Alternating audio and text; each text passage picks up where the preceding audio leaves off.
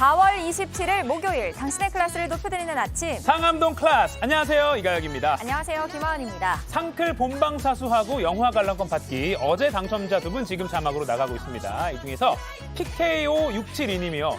활기찬 진행에 기분 좋아지는 아침이라고 해주셨습니다. 네. 그리고 이 닉네임 아이디마저 귀여운 보로봉봉스님은 보로봉봉. 네, 매일 아침 운동과 함께하는 뉴스라고 하시면서 아마 이 러닝머신에 달려있는 TV 같은데 네. 화면도 네, 찍어주셨습니다. 운동 잘 되시죠? 자, 오늘도 시청 인증샷 많이 올려주시고요. 그럼 오늘 준비한 소식 먼저 간추려 드립니다.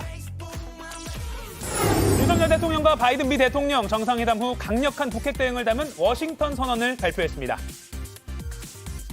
A nuclear attack by North Korea against the United States or its allies or partisans, partners is unacceptable and will result in the end of whatever regime were to take such an action. 워싱턴 선언은 한국이 핵 확산 금지 조약 준수를 재확인했다는 점도 포함됐습니다. 시진핑 중국 국가주석이 우크라이나 전쟁 이후 처음으로 젤렌스키 대통령과 전화통화를 하고 대화와 협상을 강조했습니다. SK하이닉스가 메모리 불황이 길어진 탓에 올해 1분기 3조 4천억 원이 넘는 적자를 기록했습니다. 밤사이 나온 한미 정상회담 소식 중에 반도체와 전기차 보조금 문제 등 경제 관련 내용 전문가와 집중 분석하고요. 어제 개봉한 박서준 아이유의 드림, 애니메이션 슈퍼마리오 브라더스 등 저희가 엄선한 작품들도 만나보시죠. 우리가 잠든 사이에 새벽에 끝난 이 한미 정상회담, 정치 외교적으로 중요하지만 경제계에서도 관심이 많을 수밖에 없어서요. 오늘 월드클래스와 머니클래스 코너에서 알기 쉽게 더 풀어드리겠습니다. 네, 그럼 바로 날씨부터 알아보겠습니다. 김민지 기상캐스터, 오늘도 출근할 때 좀 쌀쌀하던데요. 오늘 낮에는 어떨까요? 네, 어제도 날이 좀 많이 쌀쌀하셨죠. 바람도 많이 불어서 더 춥게 느끼셨을 것 같은데요. 오늘 아침까지는 봄의 마지막 추위가 머물러 어제보다 더 춥겠습니다. 전국의 아침 기온이 5도 안팎으로 떨어지겠고요. 내륙을 중심으로는 아침에 0도 안팎으로 떨어져 서리가 내리는 곳도 많겠습니다. 다만 낮부터는 따뜻한 남서풍이 불면서 대부분 지역이 20도 안팎까지 오르겠는데요. 오늘 서울의 최저 기온 7도로 어제보다 더 쌀쌀하겠고요. 한낮에는 기온이 빠르게 올라서 20도까지 오르겠습니다. 내일도 비슷한 날씨 보이면서 당분간 일교차는 10도 이상으로 크니까요. 체온 조절 잘 해주셔야겠습니다. 오늘 전국이 맑은 가운데 아침까지 중부와 전북 내륙에 가시거리 200m 미만의 짙은 안개가 끼겠습니다. 강원 영동은 오늘 오후부터 모레 사이 바람도 강하게 불겠습니다. 현재 서울 6도, 청주, 전주 5도로 쌀쌀함이 감돌고 있습니다. 낮 기온은 크게 오르겠습니다. 강릉 24도, 전주, 대구 23도가 예상됩니다. 내일은 제주와 전남 해안을 시작으로 토요일에 전국에 비가 내릴 전망입니다. 지금까지 날씨 정보 전해드렸고요. 이어서 교통 상황 알아보겠습니다. 한국도로공사 나와주세요. 네, 출근 시간대에는 경기 외곽에서 서울 도심 방향으로 차들이 몰리죠. 일산이나 파주 지역에서는 바로 이 강변북로 많이 택하실 텐데요. 지금 행주대교부터 동작대교 통과하는데 1시간이나 걸리고요. 또 의정부나 구리 지역에서 도심 들어오는 길, 동부간선로는 도봉터널에서 월릉, 군자교에서 성수까지 어렵고 또 북부간선로는 신내나들목에서 월릉 분기점까지 답답합니다. 구리 지역에서는 바로 이 100번 고속도로 이용해서도 도심으로 많이 택하실 텐데요. 현재 구리 나들목부터 상일까지 이렇게나 꽉 막혀 있고요. 또 분당이나 용인 지역에서 서울 방향 1번 경부선은 달래내고개부터 반포까지 속도가 많이 내려가 있습니다. 인천 지역의 출근길도 궁금하실 텐데요. 인천에서 서울 들어오는 길 부천 나들목부터 신월까지 경인선의 정체 뚜렷하고요.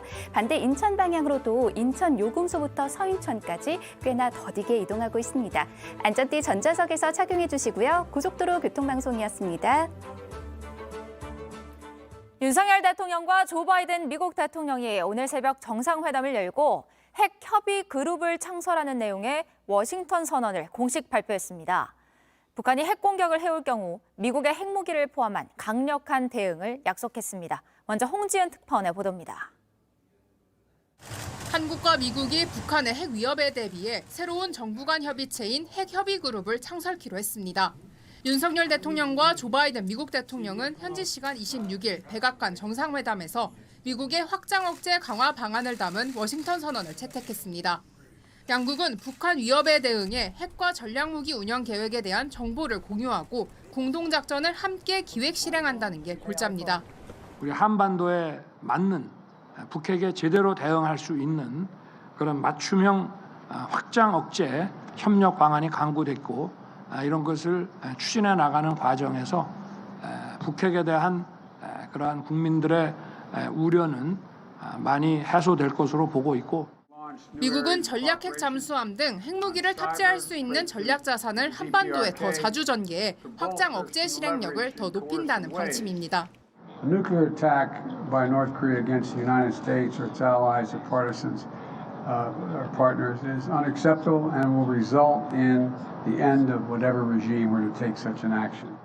또 한미는 핵 유사시에 대한 공동 접근을 강화하기 위해 새로운 범정부 도상 시뮬레이션도 도입할 계획임을 명시했습니다. 하지만 한국이 미국의 핵무기 사용 결정에 직접 관여하는 것은 아니라며 핵무기 사용에 대한 결정은 전적으로 미국 대통령의 권한임을 강조했습니다. 로스앤젤레스에서 JTBC 홍지연입니다. 네, 들으신 것처럼 북한의 핵 위협에 단호하게 대응하는 내용의 워싱턴 선언이 발표됐는데요. 워싱턴 연결해서 좀 더 자세하게 들어보겠습니다. 강희연 기자, 먼저 오늘 발표된 워싱턴 선언 어떤 의미가 있는 건지 좀 짚어볼까요? 네, 이 한미 정상이 정상회담 이후 이 공동성명 외에 확장 억제 관련해 별도 문서를 발표한 건 이번이 처음입니다. 그만큼 이 확장 억제 강화에 대해 양국이 강력한 공조 의지를 밝힌 걸로 풀이가 되는데요. 이 내용면에서도 핵미사일 탑재 잠수함을 포함한 이 미군 전략 자산의 한반도 정례 전개 등 기존의 확장 억제 방안보다 더 강화된 내용들이 담겼습니다. 특히 핵협의 그룹을 창설함으로써 이 북한의 핵 공격과 같은 유사시 대응 단계에서 이 한국이 발언권을 더 얻을 수 있을 걸로 보입니다. 다만 이번 워싱턴 선언에는 한국이 핵 확산 금지 조약을 준수한다는 방침이 적혔습니다. 즉 한국의 자율적인 핵무기 운용은 불가하다는 점을 못 박은 한편 이 핵무기 사용 결정에 한국이 관여할 수 없다는 점도 분명히 한 걸로 풀이됩니다. 네, 그렇군요. 오늘 두 정상이 발표한 내용 중에 반도체 같은 경제안보 관련 내용도 있었는데 이 부분은 잠시 뒤에 머니클래스 시간에 자세하게 짚어보고요. 러시아와 중국이 크게 반발했던 우크라이나 또 대만 관련 문제에 대해서는 어떤 논의가 있었는지도 궁금합니다. 네, 두 정상은 이번 회담에서 이 러시아의 우크라이나 침공에 대해서도 비판적인 입장을 밝혔습니다. 윤석열 대통령은 무고한 인명피해를 야기하는 이 무력 사용은 어떠한 경우에도 정당화될 수 없다고 밝혔습니다. 또 바이든 미 대통령은 러시아의 잔혹한 침공에 반대하는 바라며 이 한국이 우크라이나에 대해 강력한 지지를 보여줬다고 말했습니다. 다만 우크라이나의 무기 지원 방안 등은 구체적으로 언급되진 않았습니다. 또 한편 중국을 겨냥해서도 이 바이든 대통령은 대만 해협에서의 안정과 번영에 대해 또 남중국해에서의 이 항해의 자유에 대해 이야기했다고 밝혔습니다. 네, 마지막으로 윤 대통령의 내일 일정은 어떻게 될까요? 네, 윤 대통령은 내일 미 상하원 합동의회 연설이 예정되어 있습니다. 70년 한미 동맹을 돌아보고 이 양국이 당면한 이 도전 과제 등을 제시할 예정인데요. 윤 대통령은 이 연설을 영어로 하겠다는 계획입니다. 이후 해리스 부통령 내외와 토니 블링컨 국무장관이 주최하는 오찬 등을 마치고 보스턴으로 이동하게 되는데요. 이 보스턴에선 하버드대 연설과 또 여러 경제 일정을 앞두고 있습니다. 지금까지 워싱턴에서 JTBC 강연입니다. 시진핑 중국 국가주석이 젤렌스키 우크라이나 대통령과 전화 통화를 했습니다. 우크라이나 전쟁 이후 처음인데요. 시 주석은 협상이 유일한 출구라면서 중재에 나설 것을 시사했습니다. 이주찬 기자입니다. 중국 관영 CCTV는 26일 시진핑 주석이 젤렌스키 우크라이나 대통령과 전화 통화를 했다고 보도했습니다. 시 주석은 젤렌스키 대통령에게 우크라이나 위기에서 유일한 출구는 대화와 협상이라고 말한 것으로 전했습니다. 泽连斯基总统通话展现了中国在国际事务中的客观公正立场和大国担当。 시 주석이 지난달 러시아를 공식 방문하는 등 중국은 그동안 러시아 쪽에 무게를 둬왔지만 젤렌스키 대통령과 전화 통화를 계기로 느닷없이 중립 입장을 내세운 겁니다. 将派中国政府欧亚事务特别代表赴乌克兰等国访问，就政治解决乌克兰危机同各方进行深入沟通。 통화 직후 젤렌스키 대통령은 트위터를 통해 1년 넘게 공석이었던 주중대사를 새로 임명한 사실을 언급하며 이번 통화가 양국 관계 발전에 강력한 자극을 줄 것이라고 밝혔습니다. 5월 우크라이나에 대반격이 예고되면서 긴장감이 놀았던 전쟁 양상이 이번 중국 우크라이나 정상 간 통화를 계기로 어떻게 변화할지 주목되고 있습니다. JTBC 이주찬입니다. 우리 주력 산업이죠. 반도체의 불황이 깊어지고 있습니다. 오늘 1분기 실적 발표를 앞두고 있는 세계 1위 메모리 반도체 회사 삼성전자는 반도체 부문에서만 4조 원 안팎의 적자를 냈을 걸로 예상되고 2위 SK하이닉스는 이미 올해 1분기 역대 최악의 성적표를 받아들었습니다. 하반기엔 나아질 거란 기대에 주가는 뛰었지만 소비 침체에 미국의 반도체 규제까지 넘어야 할 산이 많습니다. 공다솜 기자입니다. SK하이닉스는 1분기 실적을 발표했습니다. 역대 가장 큰 규모인 3조 4,023억 원의 영업 적자를 냈습니다. 지난해 4분기에 이어 두 차례 연속 적자인데 적자 규모는 2배로 커졌습니다. 매출도 반토막 넘게 줄었습니다. 소비 침체로 마진을 줄여가면서까지 값을 낮췄는데도 안 팔렸다는 얘기입니다. 그런데도 SK하이닉스의 주가는 3% 넘게 급등했다가 2%대 상승세를 유지한 채 마감했습니다. SK 측이 하반기부터 나아질 것이란 전망을 내놓자 바닥을 찍었다는 기대 속에 투자자가 몰린 겁니다. 나아질 거라고 보는 근거는 업계 1위 삼성전자까지 동참한 감산입니다. 하지만 감산은 손실을 줄일 수 있는 수단일 뿐입니다. 실적이 좋아지려면 결국 수요가 늘어야 합니다.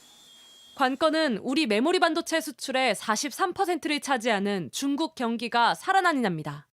PC라든지 스마트폰의 글로벌 수요 그리고 중국의 수요가 늘지 않는 한 공급자 측면에서의 감산은 그 효과가 생각보다는 작게 나타날 수도 있습니다. 또 하나의 변수는 갈수록 우리 기업을 옥죄고 있는 미국의 반도체 규제입니다. 미국의 규제에 다 응하면 중국의 반도체 수출을 늘리기가 쉽지 않습니다.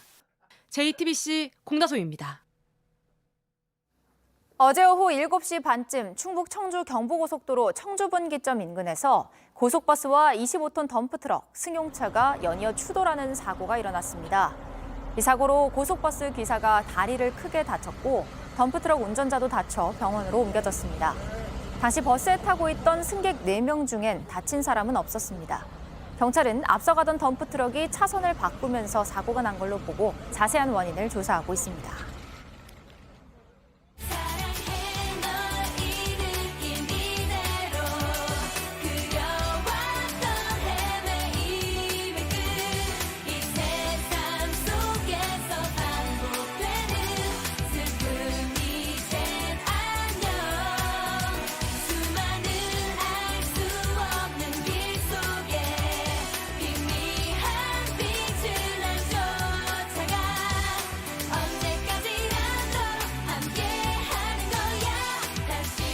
생방송 시청 인증하고 영화 관람권 받기 시청 인증 사진 찍어서 여러분의 인스타그램이나 페이스북에 올려주시면 추첨을 통해서 영화 관람권 보내드립니다. 올려주실 때 샵 상암노클래스 태그를 올려주셔야 저희가 검색을 해볼 수 있죠. 네, 오늘도 도시락 이슈 이도성 기자, 월드클래스 이용주 캐스터 나왔습니다. 안녕하세요. 안녕하세요. 좋은 아침 이도성입니다. 네. 지금 한미 정상회담 하고 있잖아요. 네. 참 이게 의미가 있어요. 네, 우리가 끝났죠. 끝났고 이제. 끝났죠. 근데 우리나라가 제일 좋아하는 나라랑 친구라는 걸 확인받는 자리니까 어떻게 보면 축제인데 또 이렇게 마음이 기쁘진 않네요. 네, 잠시 후에 관련된 소식 준비하고 있으니까요. 들어보도록 하고요. 그렇군요. 네, 도시락부터 확인해 볼까요? 저 원래 무슨 얘기 하나 했습니다. 네, 본인 코너 예고한 것 같아요. 네, 맞아요. 무슨 소리인지 모르고 네, 첫 번째 키워드. 한참 들었어요. 뒤집겠습니다. 하나, 둘, 셋. 빠밤. 기밀인데 찰칵인데요. 이 검찰에서 조사를 받던 피의자가 수사 자료를 촬영해서 밖으로 들고 나오는 그런 일이 있었습니다. 어떻게 이런 일이 가능했을까 싶은데 화면 먼저 보시죠. 예. 네, 여기가 서울중앙지검 1502호실의 모습입니다. 이 수사관 책상에 모니터 2대가 나란히 놓여 있는데요. 네네. 화면에는 수사 대상 업체 법인카드 내역을 담은 엑셀 파일이 띄어져 있습니다. 저기 하얗게 노란 거요. 이곳에서 조사를 받던 장모 씨는 이 파일을 한 장 한 장 넘기면서 사진 58장을 찍었다고 합니다. 이 수사 기밀로 분류된 자료와 포렌식 담당자 연락처, 가족관계 증명서 같은 개인 기록도 촬영을 했습니다. 검찰청 조사를 받으면서요. 네. 그 장모 씨가 누구길래 이런 걸 찍은 거죠? 일단 장 씨는 경남 사천시 한 군납업체 뇌물공여 정보를 검찰에 제공한 인물입니다. 해당 업체 임원이었고 또 이미 횡령으로 고소를 당했기 때문에 피의자이자 제보자이기도 했는데요. 그런데도 전혀 제지를 받지 않고 모두 8일 동안 사진 171장을 찍어서 나왔다고 합니다. 근데 왜 저 자료를 찍어서 나온 거예요? 어디에 뭐 쓰기 위해서 그런 건가요? 네, 그랬겠죠. 이 장 씨 자신이 쓴 법인카드 내역과 회계 자료가 있었다고 합니다. 이 업체에 고소를 당한 상태였기 때문에 이게 꼭 필요한 자료였을 거거든요. 이 법적 다툼이 벌어지면 자신을 방어하는 데 쓸 수 있는 그런 자료였던 것으로 보입니다.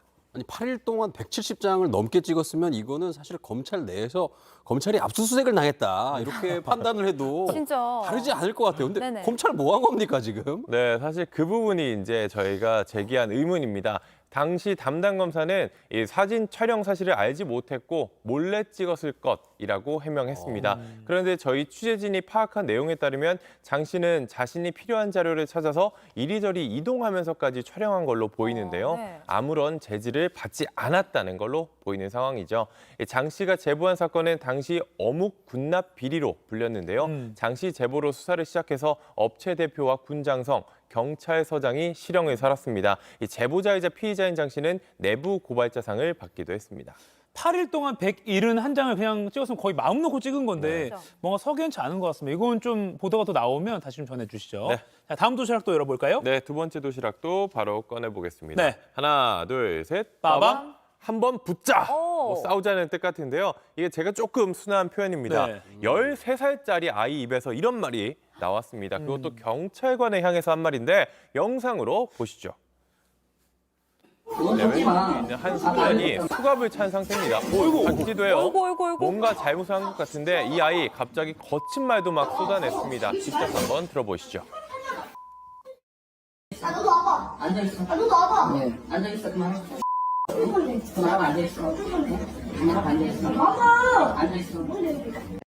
아, 지금 경찰관을 상대로 저렇게 하고 있는 거잖아요. 네. 근데 일단 왜 붙잡혀온 거예요? 아주 거침이 없는 아이인 것 같습니다. 이게 지난 17일 충남 천안에 있는 한 파출소에서 벌어진 일인데요. 택시 요금을 내지 않아서 붙들려 왔다고 합니다. 이 아이 행동 조금 전에 보신 것처럼 점차 과격해졌습니다. 계속해서 영상 보시죠.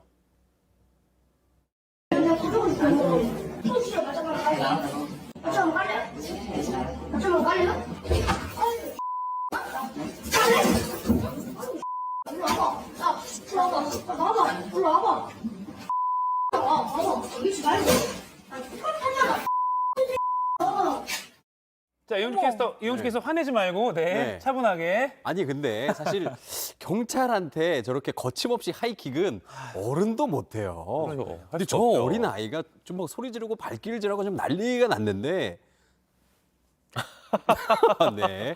인생의 쓴맛을 조금 더 봐야 될 것 같아요. 아이고. 아, 참 저도 참 황당해서 말이 안 나오는 그런 혼나야 상황인데요. 이 화면 속 아이 만 13세 소년으로 알려졌습니다. 네. 흔히 말하는 촉법 소년이죠. 만 14세가 되지 않아서 형사처벌을 받지 않는 나이입니다. 그걸 스스로 알고선 저랬나 싶기도 한데요. 이 폭행에 공무집행 방해까지 저질렀습니다. 이런 일 벌였지만 보호 처분으로 아마 끝나지 않을까 싶습니다. 그러니까 어려서 뭘 모르고 그랬다라고 하기엔 좀 도가 지나친 행동 같기도 하고요. 커서 자기 행동 돌아보면 얼마나 부끄러울지도 다시 한번 생각해보면 좋겠습니다.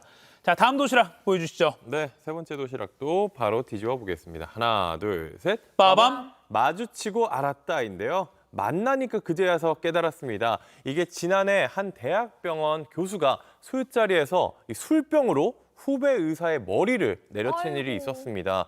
이 일로 징계를 받았는데요. 그런데 최근 다시 병원으로 돌아왔습니다. 이 피해자는 병원에서 우연히 마주치고 나서야 복직 사실을 알게 됐다고 합니다. 영상 보면서 설명하겠습니다. 네, 한 남성이 식당 안에서 버젓이 담배를 피우는데요. 요즘 저렇게 담배 피워도 되나 모르겠어요.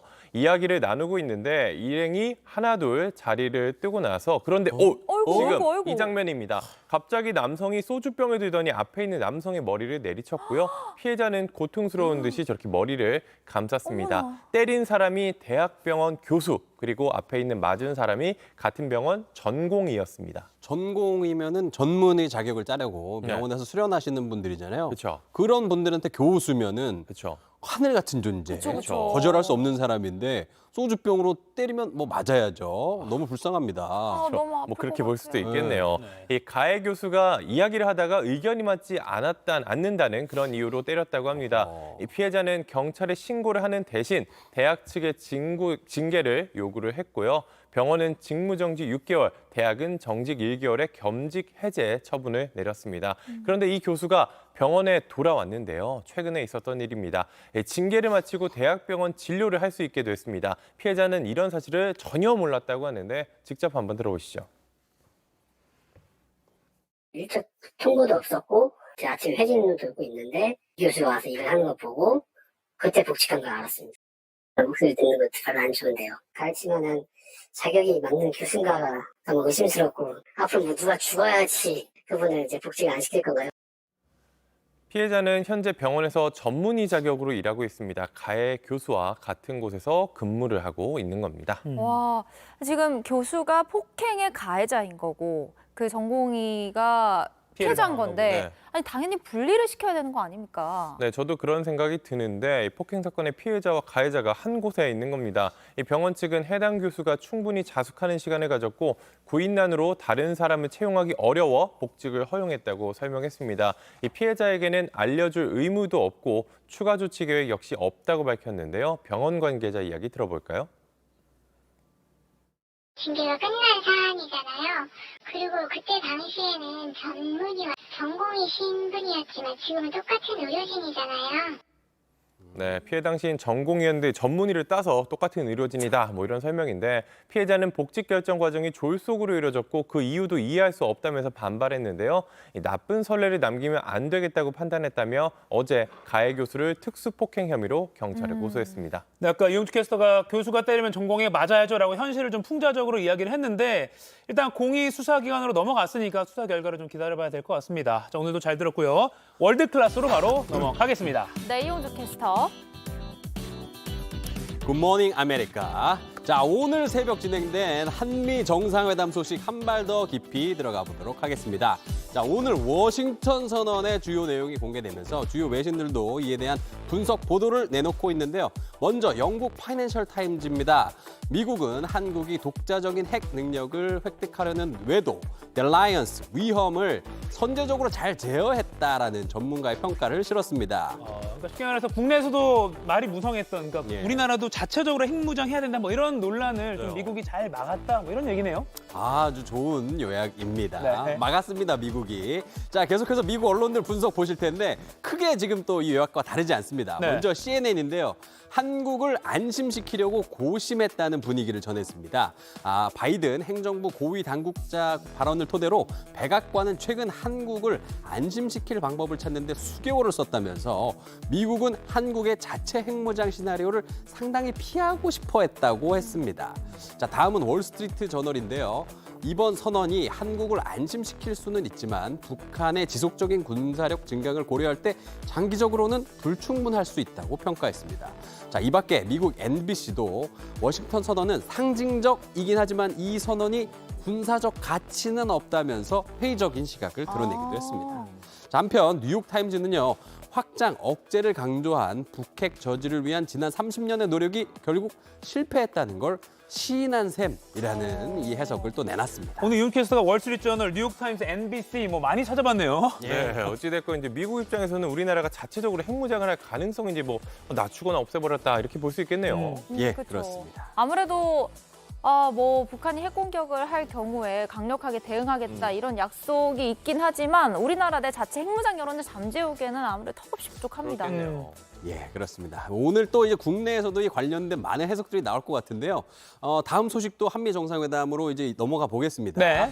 자, 바이든 대통령 뭐 침해설 돌았었죠. 근데 누가 이런 침해설 흘리는지 모르겠어요. 기자회견 보니까 아주 노련하게 말을 잘 피해 가시더라고요. 네. 자, 오늘 정상회담 이후 열린 합동 기자회견에서 가장 먼저 질문자로 나선 LA타임스 기자의 질문인데요. 예. 중국의 반도체 제조 확대에 반대하는 바이든의 정책이 중국에 의존하는 한국 기업들에게 아픔을 주고 있다. 그러면서 이렇게 질문했는데 답변 한번 들어보실까요? Are you damaging a key ally in the competition with China? to help your domestic politics ahead of the election. It's creating jobs in South Korea. It's creating jobs in South Korea, not just with SK, but anyway, with Samsung and other industries. So I think it's a win-win. 네. 중국의 견제로 이제 한국 기업이 어려워졌다고 하는데 뭐 일자리 만들면 된다, 만들어질 거다 이런 말로 픽 넘겼어요. 예, 그렇죠. 근데 다음 답변이 더 하이라이트였거든요. 이번엔 한국 기자가 이런 질문을 했는데요. 이어서 들어보시겠습니다. 한국 기업들이 그 미국의 반도체법과 그 인플레이션 감축법 때문에 많이 불안해하고 있습니다. The reassurance is that it's overwhelmingly in our interest for Korea to do well. No, it is. It's very much in America's interest that Korea do well in the Pacific, very well, because they are one of our most valued partners. 질문이 그 한국 기업이 불안하다는 거였는데 계속 뭐 한국은 잘할 수 있어요. 우리 윈윈입니다. 좋은 파트너예요. 뭐 이런 원론적인 이야기만이 반복을 하고 있는 모습이에요. 응원만 해주네, 응원만. 그러니까 좀 어떤 방안을 찾고 있다 이런 말을 좀 해줘야 되는데 바이든이 정치 경력이 50년이에요. 노련하게 좀 피해가는 거 아닌가 싶기도 합니다. 근데 이 경제 관련 내용은 정철진 평론가님과 함께 잠시 후 머니클래스에서 뵙도록 하겠습니다. 아니 오늘 진짜 다들 왜 그러는 거예요? 자, 좋습니다. 자, 계속해서 인터넷과 소셜미디어 소식 전해드리겠습니다. 자, 여러분들 놀러 다니기 아주 좋은 계절입니다. 맞아요. 봄을 맞아서 여행 계획 많이 세우시고 또 많이 가실 텐데요. 혹시 숙박 시설을 이용할 계획이라면 지금부터 유심히 봐주시길 부탁드리겠습니다. 네. 한 미국 승무원이 호텔에서 안심하고 잘 수 있는 방법 공유해서 지금 화제가 났어요. 직업상 세계 방방곡곡의 호텔을 방문하는데 어딜 가든 무조건 호텔 방에 들어가면 이렇게 수건부터 문고리에 건다 그래요. 문이 강제로 열리지 않도록 추가 보안 장치를 만드는 거예요. 뭐 별다른 장비 없이 수건으로만 저렇게 할 수가 있는 거네요. 그렇죠. 이 호텔이든 모텔이든 어딜 가든 일단 수건은 있잖아요. 혹시 수건이 없다면 지금 보시는 것처럼 옷걸이 이렇게 활용하셔도 됩니다. 문 가장 위에 있는 걸쇠에 옷걸이를 걸고 또 다른 옷걸이를 사용해서 문고리를 이렇게 연결하는 방법인데 이렇게 하면 함부로 걸쇠를 풀기 힘들어서 마음 놓고 쉴 수 있다고 해요. 이 방법 뭐 그렇게 어려워 보이지도 않잖아요. 그죠? 뭐 객실에 보통 옷걸이 몇 개 또 있으니까. 예. 그렇죠. 이 승무원은 동료들에게 전수받고 이미 다수의 효과를 검증받은 100점짜리 꿀팁이라고 자부했는데 보다 안전한 여행을 위해서 많은 분들이 좀 기억했다가 잘 활용하길 바란다고 전했습니다. 안 그래도 요즘 혼자 여행하는 이런 사람들을 호녀족이라고 하더라고요. 점점 늘고 있다고 하는데 혼자 있을 땐 좀 걱정되니까 유용하게 쓸 수 있을 것 같습니다. 유비무한. 네. 주의하는 자세 굉장히 좋은 거니까 여러분들 한 번쯤 해보셔도 좋을 것 같아요. 네. 다음 소식 넘어가 보죠. 자, 이번엔 정말 멋진 어르신 소개합니다. 지금 병아리 옷 입고 노란 옷 입고 지금 뛰어가시는 이분 미국의 리 마이너 할아버지인데요. 네. 지금 속도가 조금 느려 보이지만은 지금 올해 85번째 생일을 맞은 기념으로 마라톤 대회에 나가신 거예요. 여든이 넘으셨는데 마라톤이 저도 어려운데 정말 대단하십니다. 네, 젊은 사람도 쉽게 못하는 건데 관절 관리 정말 잘하신 것 같습니다. 심지어 이번이 600번째 참가하는 거라고요. 와, 연세도 연세인데 와, 이 마라톤 경력 600번 대단합니다. 대단하죠. 할아버지 지난 50년 이상 미주리주 일대에서 마라톤을 해오셨다는데요. 지금도 일주일에 3번 이상 달리고 있다고 합니다. 네, 85번째 생일을 맞아서 600번째 마라톤 완주를 한 소감에 대해서 고통 없이 즐겁게 달릴 수 있어서 큰 행운이라고 밝혔다네요. 근데 지금까지 뛰시는 거 보니까 600번, 700번, 800번도 뛰시겠어요. 그러게요. 그렇습니다. 인생 80부터죠. 한편 빛나는 어르신들의 활약은 땅 말고 하늘에서도 이 포착이 됐는데 지금 아름답게 상공을 수놓는 이 스카이다이버들 보이시죠? 대형까지 완벽하게 만들어서 너무 잘하시는데 이분들 모두 어르신, 모두 60세부터 78세 사이의 할아버지입니다. 네, 무려 101명의 고령 스카이다이버들이 미국 캘리포니아주 상공에서 합동 도전을 펼친 건데요. 시속 190km 이상의 빠른 낙하 속도를 견디면서 하늘의 꽃을 지금 피워내고 있고요. 당당하게 이 분야 세계 기록까지 세웠습니다. 저는 무서워서 한 번도 못 해봤는데 진짜 대단합니다. 시속 190km면 네. 전 절대 못할 것 같아요. 저거 한번 하러 갈까요? 아니에요? 네. 노장은 죽지 않는다. 그 숫자에 불과하다 뭐 이런 얘기 있죠. 이런 거를 몸소 어르신들이 증명해내고 계십니다. 지금까지 월드클래스였습니다.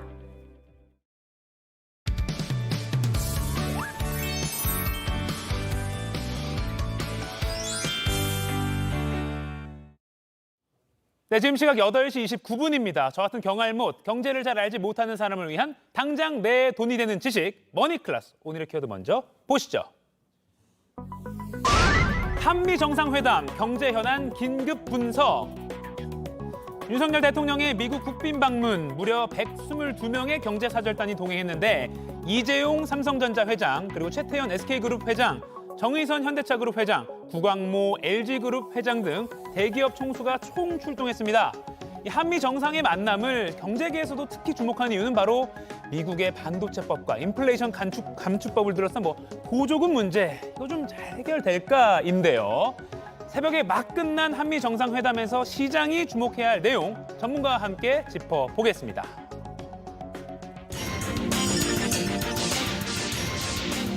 경제 맥을 짚어주는 도사님 정철진 경제평론가와 함께 오늘도 맥 한번 짚어보겠습니다. 안녕하세요. 네, 안녕하십니까. 자, 오늘 새벽에 한미 정상회담 끝나고 또 이제 공동 기자회견까지 있었는데 우리 경제 관련된 내용 저는 솔직히 많을 줄 알았는데 좀 약간 맥 빠진다 싶은 기분이 개인적으로 들었는데요. 좀 어떻게 보셨나요? 뭐가 있었나요? 그렇습니다. 조금 전에 있었던 공동 기자회견 부분에서 경제적인 부분만 좀 살펴보면은요. 네. 큰 틀에서 원론적인 이야기가 오갔다. 이렇게 정리해 볼 수 있겠습니다. 계속해서 나오는 경제 안보 분야에서 한국과 미국은 끊을 수 없는 전략적 파트너다라는 부분 이야기를 했었고요. 많은 국민들이 관심을 가졌던 이 IRA, 인플레이션 감축법, 그리고 반도체 과학법, 이 칩스법에 대해서도 정말 지극히 이제 원론적인 이야기만 오고 갔습니다. 조금 이따 또 이야기를 하겠지만은 세부적으로 좀 어떤 조율을 원했었는데 네. 우리는 우리의 이야기, 또 미국은 미국의 이야기대로, 그래서 이 부분에 있어서도 잘 협력하겠다, 이 정도 선에서 회견 정리가 됐습니다. 앞에 리포트도 보고 강희영 기자 연결도 했지만 연구개발 협력하겠다 이런 이야기만 조금 나와서 네. 약간 시장 반응 맥 빠진다 싶을 것 같긴 한데요. 자, 그럼 반도체 지원법부터 한번 보겠습니다. 우리 기업한테 좀 불리하다, 너무 이거 다 공개하라는 거 아니냐 이런 논란이 좀 있었는데 밤사이에 좀 정리된 게 있나요? 특별히 구체적으로 조율된 거는 없었습니다. 우선 이 반도체 과학법, 이 칩스법이라고 불리는 네. 것의 독소 조항은 이런 겁니다. 미국이 미국 내에 투자해라, 공장을 지어라. 그러면 지원을 해주겠다. 여기까지는 좋죠. 네네. 그랬는데 그 지원을 받았었던 그 회사가 일정 부분 이상의 이익을 낼 때는 초과 이익 부분에 대해서는 다시 환수를 해야 된다. 네. 하고 이 반도체라는 사업은 미국의 전략 사업이기 때문에 미국 정부가 원할 경우 들여다볼 수 있어야 되는 시설 접근법이 있어야 된다. 이게 독소 조항입니다. 네. 근데 초과이익 환수를 하려면 재무제표를 열어봐야 되겠죠. 얼마나 벌었는지. 네. 또 시설 접근법을 하면은 반도체 사업 회사의 정말 중요한 수율이라든가 이런 것들을 그냥 공개해야 되는 거 아니겠습니까? 네. 그래서 이런 것들은 너무하다라는 주장을 했었는데 아직까지 들려오는 바에 의하면은 이 조항들에 대해서는 특별한 조율이 있었다는 얘기는 나오고 있지는 않고요. 네. 지금 우리 삼성, SK 하이닉스 미국에 막대하게 투자를 하고 있거든요. 네네. 아마 이런 부분에 대한 고려를 좀 원했었는데 네. 글쎄요, 현재까지는 아직까지 어떤 부분 나오진 않고 있습니다. 그래도 일단은 아무튼 미국 시장이 워낙 크고 하니까 지금 나오는 것처럼 투자를 계속 하는 거잖아요. 네, 우리는 투자할 수밖에 없죠. 네네. 네, 그렇습니다. 그렇군요. 그래서 아까 앞서 머니클래스에서도 봤지만 기자의 질문에 바이든 대통령이 서로 윈윈이다 이런 식으로 약간 이게 좀 능구렁이처럼 지나가는 거 아닌가 그런 반응도 있었는데 지금 말실시가 준비가 돼 있거든요. 예. 아까 이게 이제 원론적으로 나왔었던 네네. 이야기였었죠. IRA법, 반도체법에 대해서는 공급망 협력 강화를 조율하겠다. 네. 해당 법은 누구에게도 윈윈이다. 한국은 잘할 거라 믿는다. 이렇게 이야기를 했었는데 특히 반도체 부분에서는 최근에 좀 이슈가 됐었던 부분이 있습니다. 어떤 겁니까? 바로 이 중국과 관련된 부분이었었는데요. 이 파이낸셜 타임즈의 보도였었죠. 현재 중국이 미국의 메모리 반도체 회사인 마이크론에 대해서 일종의 안보 심사를 하고 있다는 겁니다. 근데 마이크론을 제재하겠다는 거죠.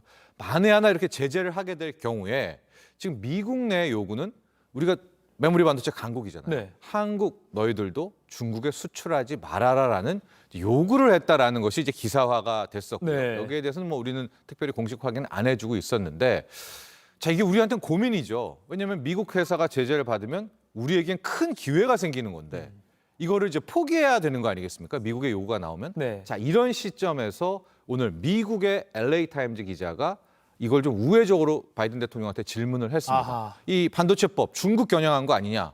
근데 여기에 대해서 미국은 아니라고 이야기를 했거든요. 네. 이게 저는 오히려 우리 입장에서 좀 좋은 기회다라고 생각하는 게 트럼프 대통령 같은 경우에는 오히려 노골적으로 중국이 잘못해가지고 중국 제재해야 된다. 뭐 중국이 기술 빼갔다 이랬는데 바이든은 아니다라고 얘기하지 않았었습니까? 그 중국 제재가 아니라면 만에 하나 미국의 마이크론이 제재를 받았을 때 우리 입장에서는 우리가 수출해야죠. 어떤 이런 하나의 좀 명분을 저는 오늘 바이든 대통령이 기자와의 답변에서 주지 않았나라는 생각도 해보고요. 대비책은 있어야 될 것 같아요. 네네. 정말로 중국이 마이크론을 제재했을 때 우리 삼성전자, 하이닉스는 어떻게 해야 될 건가? 또 하나의 숙제로 남아 있습니다. 그러니까 전진 평론가님은 아까 그 LA 타임즈의 기자의 질문에 바이든 대통령이 우리가 중국을 염두에 두는 게 아니다. 예. 이 보조금 정책을. 예. 그렇게 말한 거에 대해서 아마 좀 기업들이나 시장이 좀 반응할 거다라고 좀 보고 계신 거고요. 자, 그럼 이제 반도체도 그렇지만 전기차, 보조금 이슈가 많네요. 전기차 얘기도 잠깐 해보면 네.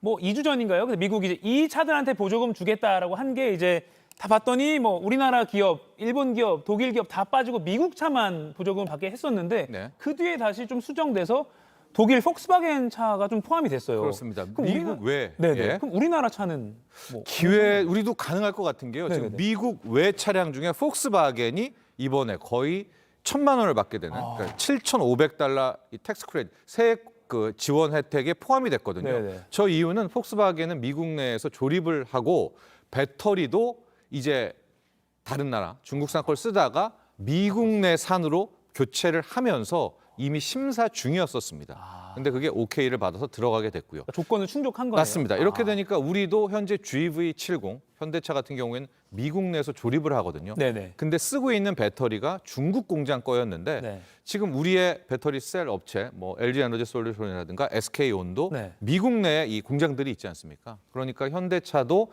미국 내 공장에서 나오는 우리 K 배터리를 장착한다면 뭐 폭스바겐처럼 이 보조금 대상에 들어갈 수 있다라고 볼 수가 있어서 지금 현대차는 미국에 있는 이제 내연 차들의 생산 라인을 몇 개를 전기차로 좀 전용하려는 그런 움직임도 있기 때문에 이때 조립을 하고 우리 미국에서 나는 K 배터리를 장착을 하게 된다면 이번 이 세금 지원 혜택에 포함이 될 수 있지 않나 또 이렇게 생각해 봅니다. 그러니까 미국이 제시하는 정책 자체가 바뀌는 건 없지만 결국 기업이 지금 그 요건에 충족하려고 바꾸고 있다고 봐야 되는 거네요. 그렇습니다. 이제 많은 기대는 요번에 좀 법 조항이 좀 바뀌었으면 했었는데 네네. 아직까지는 없었습니다. 네. 사실 어제 기사까지만 보도들만 봐도 뭐 IRA 법안 뾰족한 해법이 나올까라고 퀘스천 마크가 달렸는데 사실 오늘 그 회담 기자회견까지만 보면 아직은 뾰족한 게 나온 건 없다로 정리를 하면 되겠네요. 그렇습니다. 자, 그리고 윤 대통령이 방미 일정 중에 넷플릭스 CEO도 만났고요. 또 여러 뭐 MOU도 체결하는 행사도 있었고 했는데 한국 투자 유치를 약속한 미국 기업들이 꽤 있어요. 네네. 큰 틀에서 보면 액수를 보면은 약 7조 9천억, 8조 원대의 투자 약속을 이번에 이제 받아오게 되는 그런 움직임이었었고요. 넷플릭스 얘기는 이제 워낙 많이 했으니까 3조 원대 투자가 있었고 이 외에 반도체, 특히 수소, 친환경 분야, 재료과학 분야 등에서 투자 약속을 받았었는데요. 수소 부분에서는 에어 프로덕트라고 또 반도체에서는 온 세미컨덕트, 친환경 쪽에서는 이제 폐기물 처리하는 회사들과 등등과 이제 투자 약속을 받아냈었습니다. 아마 이런 것들을 좀 보게 되면 수소, 친환경 쪽, 또 반도체 쪽 이런 것들에 대한 관심이 또 고스란히 반영되지 않았나 보여집니다. 네, 그리고 또 밤사이 보니까 정상회담 끝나고 윤 대통령이 일론 머스크와 딱 앉은 사진도 있더라고요. 둘이 만났는데 아무래도 테슬라는 전기차, 뭐 배터리 뭐 이런 쪽으로 좀 관심이 가는 거 아닐까요? 그렇죠. 이 테슬라는 이제 공장, 테슬라가 짓는 공장의 고유 명칭이 있습니다. 그게 기가팩토리라고 해서 테슬라는 원스톱으로 가죠. 배터리부터 조립까지 하나의 공장에서 만들고요. 이 공장은 뭐 태양광 등을 이용한 친환경으로 돌아가고요. 이런 기가팩토리가 있는데 아시아에서는 어느 나라의 기가팩토리를 짓느냐, 이게 초미의 관심사입니다. 아마 오늘 새벽에 윤석열 대통령과 일론 머스크의 만남이 있었다고 보여지고 있고요. 우리 입장에서는 당연히 우리나라에 테슬라가 기가팩토리를 지어줬으면 아시아권에서 하는 바람들이 있고요. 여기에 대해서 뭐 최우선적으로 고려하겠다라는 이야기를 했는데 잘 됐으면 좋겠습니다. 네. 진짜로 우리나라에 기가 팩토리가 왔으면 좋겠어요. 그러니까요. 그 넷플릭스는 뭐 4년 동안 25억 달러를 투자하겠다고 발표했는데 아직 아까 일론 머스크와의 만남은 이제 막 소식이 나오는 거라서 네. 뭐 액수나 이런 것까지 정확히 나온 건 없는 걸로 지금까지는 보입니다. 네. 네, 뭐 오늘 오후나 계속해서 상황이 업데이트가 될 것 같고요. 그렇습니다. 이게 원론적인 이야기였는지 네네. 아니면 실제 뭐가 있는지를 그러니까요. 좀 더 확인을 해봐야 되겠죠. 그리고 사실 일론 머스크 우주 산업도 관여를 많이 하고 있기 때문에 뭐 네. 그쪽 대화가 있을 수도 있는 거고 그렇습니다. 그건 좀 대통령실의 발표를 좀 지켜봐야겠네요. 그렇죠. 자, 그러면 또 이제 이게 또 머니클래스는 투자를 하시는 분들이 많이 보기 때문에 네. 한미 정상회담이 우리 투자에는 어떤 영향을 줄까? 뭐가 좀 수혜주가 될까? 관심이 많거든요. 네. 아마도 이제 IRA법이라든가 반도체법에 대해서에서는 어떤 지금 뚜렷한 뉴스가 안 나왔기 때문에 이런 부분은 좀 아쉬움으로 남을 수가 있겠고요. 네네. 반면에 이번에 작은 MOU라든가 투자 계획이라든가 이런 좀 기업들도 언급이 되고 있는 곳들이 있거든요. 네. 여기 중에서 좀 상장사들의 부분들을 한번 체크를 해 보시고요. 하여간 지금 좀 더 세부적인 내용들이 네. 나왔으면 하는 바람이 있습니다. 네. 이것들을 확인해 보신 다음에 과연 어떤 섹터에 이번에 이제 성과가 네. 반영이 되는지를 확인해 보시죠. 저는 마지막으로 아까 보면은 뭐 미국 기업들이 우리나라에 많이 투자를 하기로 약속했다라고 나오잖아요. 그러니까 네. 약속을 한 거잖아요. 네. 그럼 이게 사실은 그리고 뭐 바로 딱 돈을 주는 게 아니니까 뭐 몇 년에 걸쳐서 그 나름대로 기업 간의 플랜이 있을 텐데 그럼 이게 100% 그 약속이 지켜진다라고는 확답은 못 하는 거죠. 그렇습니다. 그래서 이 MOU라는 양해각서가 들어온 것과 실제 투자와는 좀 거리가 있습니다. 양해각서라는 것은 의향을 표현한 것이고요. 이게 어떤 법적 구속력이 있는 부분은 아닙니다. 네. 그러니까 잘 지켜지기를 바라고 바라는 정부나 재계가 거죠. 다 이렇게 네. 좀 관심을 갖고 그러나 이제 정상이 가서 네네. 얘기를 했기 때문에 이것을 또 안 지킨다라는 것도 그렇죠. 그러나 뭐 엄밀히 말씀드리면 이 MOU라는 것은 법적 구속력은 없는 겁니다. 네. 네, 알겠습니다.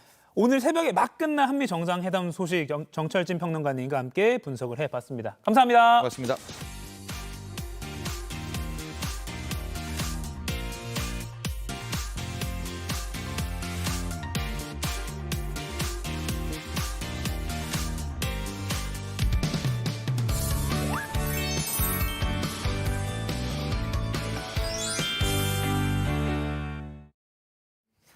상클 라이프 목요일 아침엔 주말에 볼만한 다양한 영화 또 OTT 이야기 나눠보는 시간입니다.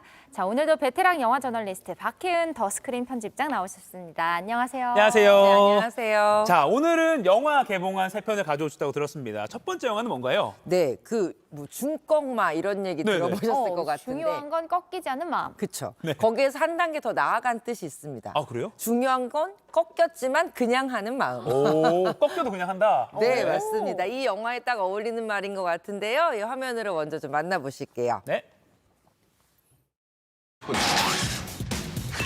자, 바로 국가대표 선발전 들어갈게요. 축구를 하는 건지 태권을 하는 건지 잘 모르실 수 있겠지만 축구하는 거 맞고요. 30m가 9초. 골대 안으로 골을 찰 수 있는 선수가 없어요. 와, 네. 극장가에 아주 스포츠 열풍이 한창이에요. 이번엔 축구입니다. 맞습니다. 이번 작품 어제 바로 개봉한 드림이라는 작품이고요. 네. 영화 지금 화면 보셨던 것처럼 박서준 배우, 아이유 배우 출연을 했고요. 그리고 이병헌 감독, 극한 직업으로 1,600만이 넘는 관객을 극장에서 배꼽 빠지게 만들었던 이병헌 감독의 4년 만의 신작입니다. 누가 도대체 축구하는 거지 하실 것 같은데요. 이 가정 문제나 여러 가지 구설수에 올라서 어쩔 수 없이 홈리스 월드컵 축구 감독을 맡게 된 홍대라는 인물 박서준 배우가 연기를 했고요. 그들의 이야기를 이제 다큐멘터리로 찍어야 하는 PD 소민 역을 아이유 배우가 연기를 했습니다. 그런데 보시는 것처럼 아무도 골대 근처에는 가지도 못하고 골에 넣는다는 건 상상도 할 수 없는 이 홈리스 월드컵 사람들 어떠한 이야기가 펼쳐질지 여러분들 궁금하실 것 같아요. 네.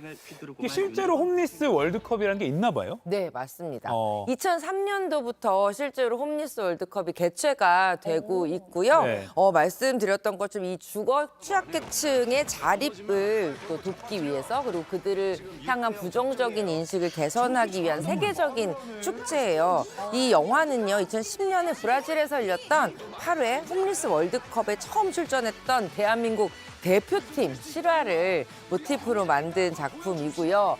이 주거 취약계층이 운동을 한다라는 것도 굉장히 의미가 있지만 또 하나는 이 더 많은 이들의 기회를 주기 위해서 이 월드컵은 생애 단 한 번만 출전을 할 수가 있어요. 그렇다 보니 진짜 내 생에 단 한 번의 기회를 꿈꾸는 사람들의 이야기가 이 작품에서 펼쳐지게 되는 거죠. 처음이자 마지막 경기가 맞습니다. 와, 아이유 박서준 배우의 조합도 사실 저는 되게 기대가 많이 되는데 이 특히 홈리스 팀 선수로 출연하는 배우들이 라인업이 장난 아니더라고요. 네, 맞습니다. 이 작품 보시는 것처럼 실제로 이제 배우들이 축구 선수 연기를 해야 하는데 네. 각자의 사연을 또 가지고 있는 홈리스 축구단의 이야기잖아요. 네. 뭐 굉장히 잘 나갔다가 사업에 실패해서 이 집을 잃게 된 뭐 중년의 어르신들도 있고 또 딸을 바보 아빠부터 시작해서 로맨티스트 정말 각자의 사연을 가지고 있는 이 홈리스 국가대표팀 고창석 배우를 중심으로 그야말로 연기파 배우들이 총출동했다라고 말씀드릴 수 있습니다. 네. 사실 배우들이 이런 스포츠 영화 찍으면 막 장기간 막 트레이닝 받아서 실력이 좋아야 되잖아요. 그렇죠. 선수 역할을. 근데 네. 이 배우들은 축구를 못해도 되는 거네요. 자신의 실력대로 그대로 네. 나오시면 됐기 그렇군요. 때문에 이 작품 같은 경우 이병헌 감독이 진짜 오랫동안 시나리오를 만졌던 작품이에요. 비정상 정상 누구는 집이 있고 없고 이런 것들에 대한 구분을 넘어서서 네. 꿈을 향해서 누구나 도전할 수 있는 기회가 있다라는 이야기를 꼭 하고 싶었다고 합니다. 네, 뭔가 편견을 깨주는 좋은 메시지도 있을 것 같고 네. 그 리바운드라고 지난번에 소개해 주신 그 부산 중앙고 실화 영화처럼 네. 농구 영화처럼 이번에는 또 실화 홈리스 월드컵 영화 지금 기대가 됩니다. 예. 또 가족의 달이니까 가족끼리 보면 좋을 것 같고요. 자, 다음 영화는 또 어떤 건가요? 네, 이 애니메이션인데요. 이 음악을 딱 들으시면 나 이거 아는데 하실 네. 것 같습니다. 음악 먼저 좀 들려드릴게요. 네.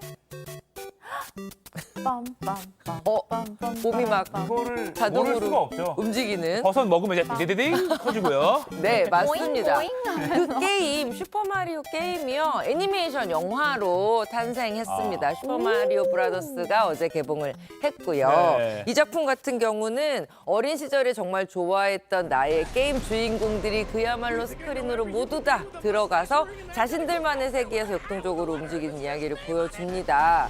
이 뉴욕의 평범한 배관공 형제죠. 마리오와 루이지가 이 배수관 고장 때문에 어떻게 하다 알 수 없는 초록색 파이프에 빨려 들어가서 이제 새로운 차원 이동을 하게 되고요. 지금 영상 보시는 것처럼 네. 알아 버섯들 그리고 뭐 피치 공주 귀여워요. 귀여운 피치 공주까지 이 게임에서 만났던 캐릭터들의 이 활약상을 영화로 만나보실 수 있는데요.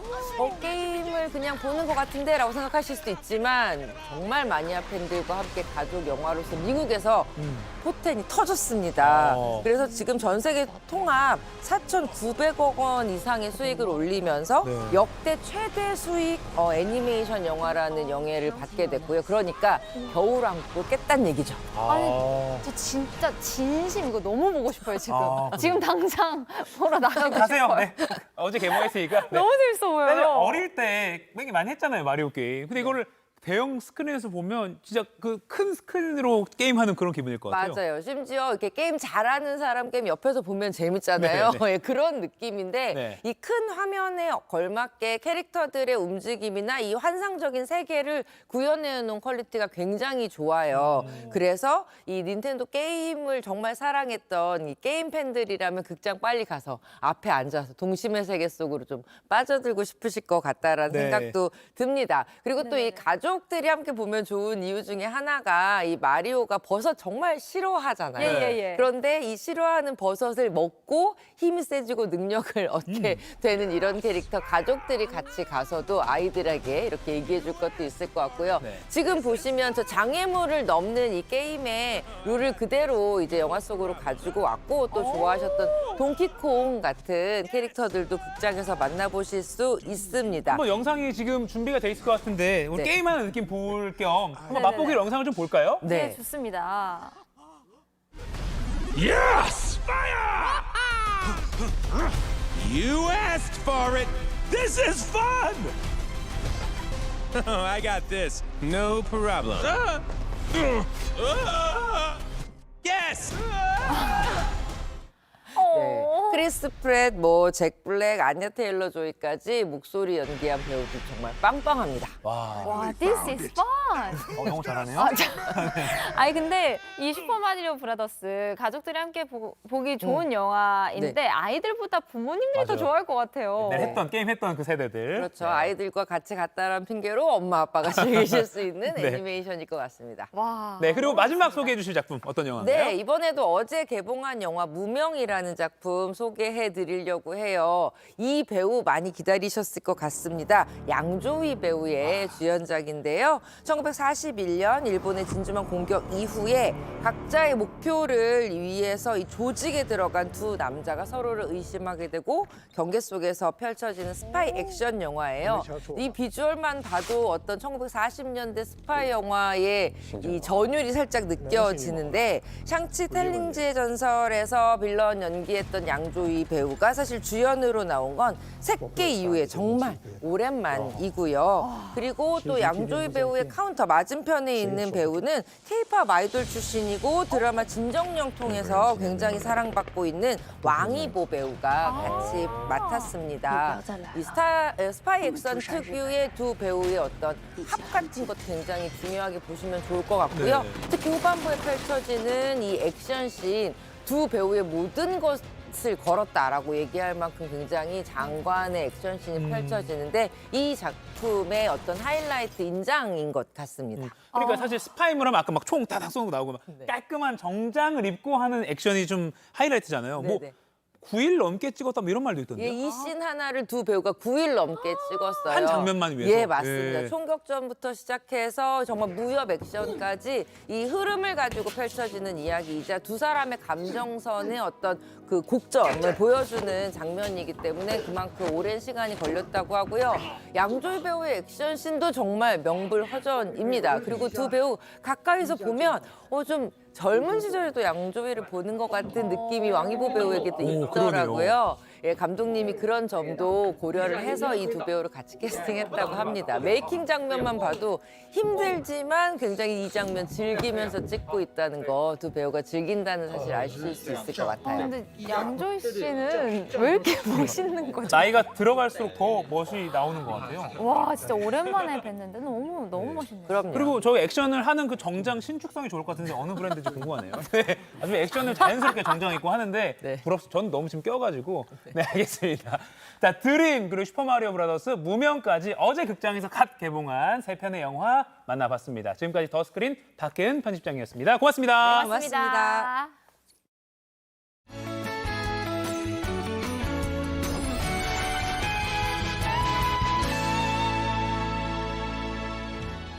오늘 아침까지는 쌀쌀함이 감돌고 있습니다. 전국의 아침 기온이 5도 안팎으로 떨어진 데 더해 평소보다 바람도 강하게 불어서 더 춥게 느껴지는데요. 다만 낮부터는 기온이 빠르게 오르겠습니다. 따뜻한 남서풍이 불면서 서울의 낮 기온 20도, 광주 24도까지 오르는 등 대부분 지역이 20도 안팎까지 오르겠습니다. 그만큼 일교차는 10도 이상으로 크니까요. 체온 조절 잘 해주셔야겠습니다.